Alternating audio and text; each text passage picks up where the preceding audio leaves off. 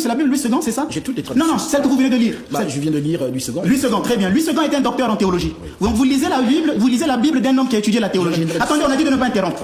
On a dit de ne pas interrompre. Voilà. Donc je disais que vous lisez la Bible d'un homme qui a fait des études de théologie. Vous lisez sa Bible. Et ce monsieur-là a traduit la Bible du grec. Ça veut dire qu'il n'était pas inspiré en ce sens qu'il est allé, il commence à prier, et le Seigneur commence à lui dire, voilà. Pour vous, l'inspiration ne fait pas appel à la raison humaine. C'est là où vous êtes limité. Nous allons faire aujourd'hui un exercice spirituel que j'ai réservé pour vous. Je vous donne un texte ici qui est écrit en grec. Ce livre-là, voilà le texte, il est écrit en grec. Lisez-moi ce texte en grec. Demandez au Esprit Saint de vous inspirer ce texte.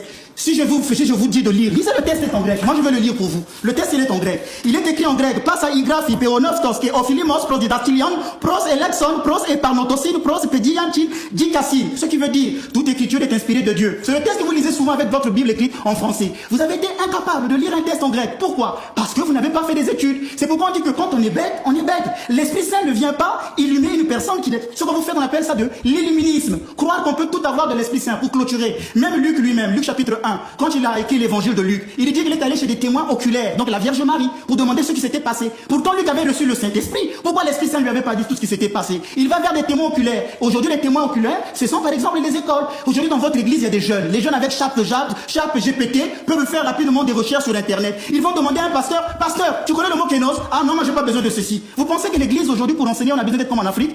Les gens deviennent de plus en plus intellectuels. Il faut donc que le pasteur ait quand même les normes. Mais je viens de vous dire, vous faites ceci, mais je viens de vous dire que la foi ne s'oppose pas à la raison. Parce que Dieu a créé l'homme à son image. Vous faites ceci comme si c'était par le Saint-Esprit. D'ailleurs, l'Esprit Saint que vous avez reçu, vous qui avez reçu une grande mission, ne vous a pas permis de lire le texte grec qui est là. Je peux vous le redonner, lisez-le avec le Saint-Esprit. Puisque pour vous, tout ne vient que de l'Esprit Saint. C'est pourquoi je vous ai dit que la Bible que vous lisez écrite par un docteur, ce monsieur a du respect. Vous lisez sa Bible et vous venez vous improviser pour dire, ah oui, ce n'est que le Saint-Esprit, voilà, c'est les sciences humaines.